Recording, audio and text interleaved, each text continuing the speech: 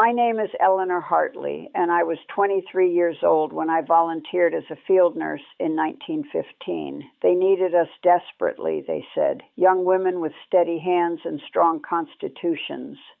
I'd been working at St. Thomas Hospital in London, changing bedpans and taking temperatures. I thought I knew what suffering looked like. I was a fool. They gave us 6 weeks of training, 6 weeks to prepare us for hell. They taught us how to apply tourniquets, how to recognize gangrene, how to stay calm when boys screamed for their mothers. What they didn't teach us was how to keep working when your hands were slick with blood that wouldn't wash off, when the smell of rotting flesh became so familiar you stopped noticing it, when you had to choose which boy got morphine and which one had to endure. I remember my first posting to a casualty clearing station near Ypres. The journey there was long, cramped in the back of a lorry with 3 other nurses. Mary Thornton sat beside me, sweet girl from Cornwall with red hair and freckles across her nose. She lasted 4 months before the typhus took her. We buried her in a field near Poperinghe. I thought I was ready. I thought my training had prepared me. The ambulances started arriving before we'd even unpacked our bags. The first convoy came in after a gas attack. Spring 1915, Second Battle of Ypres. I'd read about chlorine gas in the newspapers, but reading and seeing are different things entirely. They carried them in on stretchers, dozens of them, choking and clawing at their throats. Their faces were blue-gray, lips purple, eyes streaming and swollen shut. The sound they made, it wasn't screaming, it was drowning. Men drowning on dry land, their lungs filling with fluid, coughing up yellow froth mixed with blood. We had no gas masks then, no proper treatment. We did what we could, oxygen if we had it. Mostly we just held them while they suffocated. There were too many, always too many. Sister Morrison, the matron, she grabbed my arm that first day. Her grip was iron. You prioritize, she said. You save who you can save. The ones who won't make it. You give them morphine and you move on. Do you understand me? I nodded. I didn't understand, not really, not yet. The boy in bed 7, he couldn't have been more than 18. Private James Kersey from Manchester. His lungs were ruined, filled with fluid, and every breath was agony. He kept asking for his mother, kept asking if he was going to die. I lied to him, told him he'd be fine, that we'd get him to the base hospital, that he'd see England again. I held his hand while he drowned in his own blood. It took 3 hours. That was my first day. The wounded came in waves. After every push, every bombardment, every failed offensive, they came, mangled, broken, screaming, or worse, silent. The silent ones were often the worst. We worked 16, 18, 20 hours at a stretch. Your hands moved on instinct after a while. Bandage, tourniquet, morphine, triage, the next one, and the next, and the next.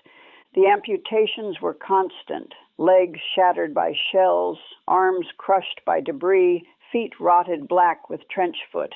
The surgeon would operate, and we'd assist, holding down boys who thrashed and screamed despite the ether. Sometimes we ran out of ether. Sometimes we ran out of chloroform. Then we just gave them a leather strap to bite down on and a shot of whiskey if we had it. The smell never left you. Gangrene has a smell like nothing else, sweet and rotten at the same time. It got into your hair, your clothes, your skin. I scrubbed until my hands were raw, but I could still smell it. I smell it now sometimes, 20 years later. Just catch a whiff of something and I'm back there, elbow deep in blood and pus. We had so little. Bandages were washed and reused until they fell apart. We'd run out of antiseptic and have to use salt water or iodine that burned like hellfire. Running out of morphine was the worst. Having to look into a boy's eyes and tell him there was nothing for the pain, that he just had to endure. I remember Private David Walsh. Shrapnel had torn open his abdomen and I could see his intestines. He was conscious, fully conscious. He looked at me and asked, "Am I going to die, nurse?" I wanted to lie, but I couldn't. I couldn't give him that dishonesty in his last moments. Yes, I said, but I'll stay with you. I held his hand for 40 minutes while he bled out. He talked about his wife, about his baby daughter he'd never met. He made me promise I'd write to them, tell them he loved them, that he wasn't afraid. I wrote that letter. I've written hundreds of those letters. The months blurred together. Summer turned to autumn, autumn to winter. The fighting never stopped, and neither did we. The Somme. God, the Somme. They called it a battle, but it was slaughter, industrial slaughter. The casualties came in by the thousands. We ran out of beds, so we laid them on the ground. We ran out of ground, so we laid them in the mud outside the tents. You became numb after a while. You had to, or you'd go mad. I watched Nurse Catherine Davies crack during the Somme. She just started laughing one day while amputating a leg, laughing and laughing until Sister Morrison had to slap her. They sent her home, but I heard she walked into the Thames 3 months later. We got good at reading the wounds. You could tell within seconds who might survive and who was already dead. Just didn't know it yet.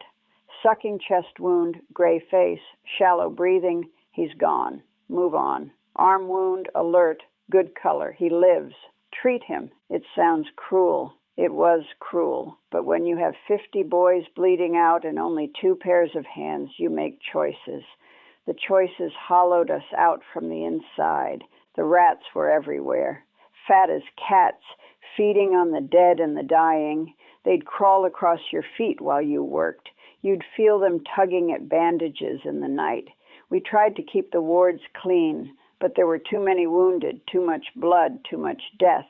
Winter was worse. Men came in with frostbite, so severe their fingers snapped off like twigs.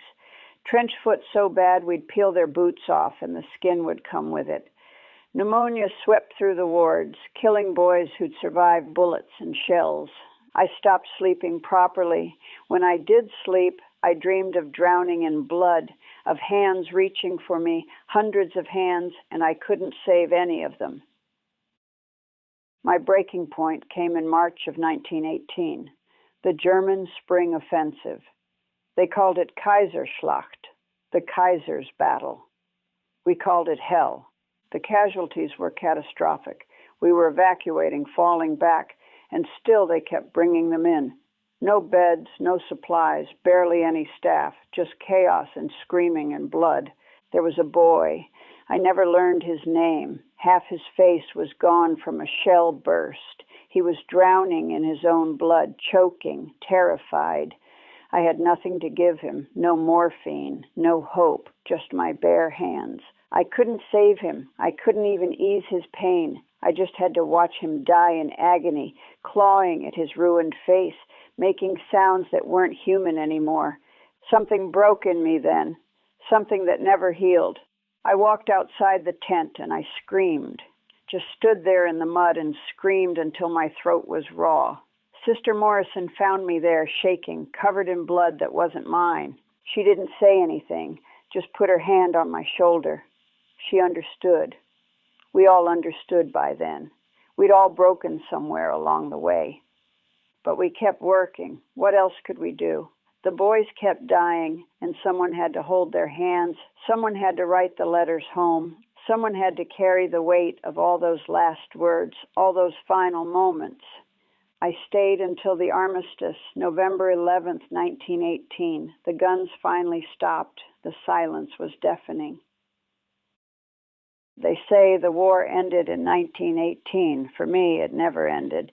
I came home to England in December. They had a parade. People cheered, threw flowers, called us heroes. I smiled and waved and felt nothing, nothing at all. How do you explain to them what you've seen? How do you tell them that you held boys while they bled out, that you chose who lived and who died, that you washed blood from under your fingernails for hours, but it never really came out? You don't. You can't. So you smile and you say you're fine and you lock it all away somewhere deep. But it doesn't stay locked. I still see their faces at night. Every boy who died in my arms, every one I couldn't save.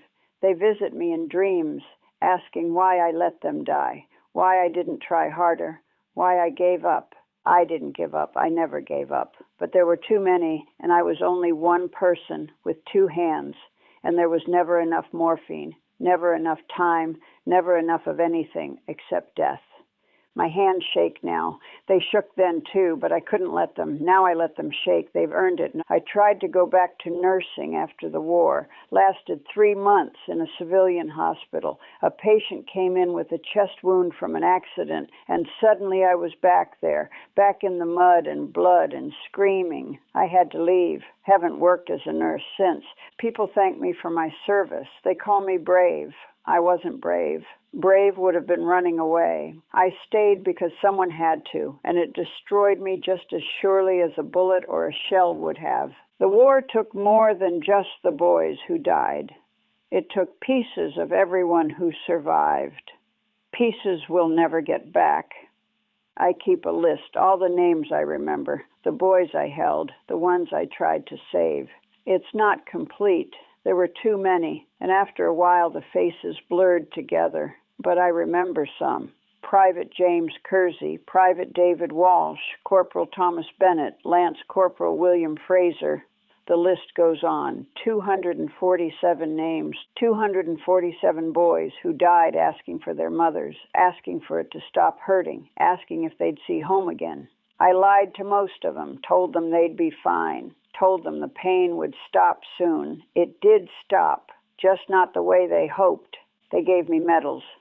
The Royal Red Cross, mentioned in dispatches. They hang on my wall, gathering dust. Sometimes I think about throwing them away, but they're all I have left of that time.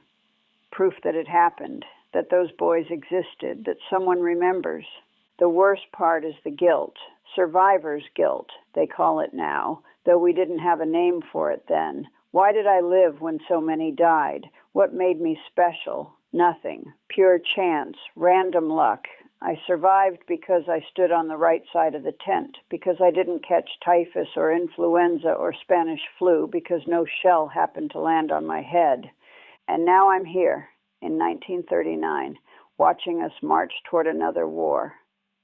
Watching them tell young men the same lies, sell them the same dreams of glory and honor. Have we learned nothing? Did those millions die for nothing? I know the answer. I've always known. They tell me I was a hero. They tell me I saved lives. Maybe I did. But I couldn't save enough. Not nearly enough. The nurse who went to France in 1915, young and eager and full of purpose, she died there. Died in the mud and blood, drowned in the horror of it all. What came back was just a shell, a ghost wearing my face. We never really came home. Those of us who survived were still there in those tents in that mud, holding the hands of dying boys and wondering why. The Great War, they call it, the war to end all wars. It didn't end anything. It just broke us all beyond repair, and now they're doing it again.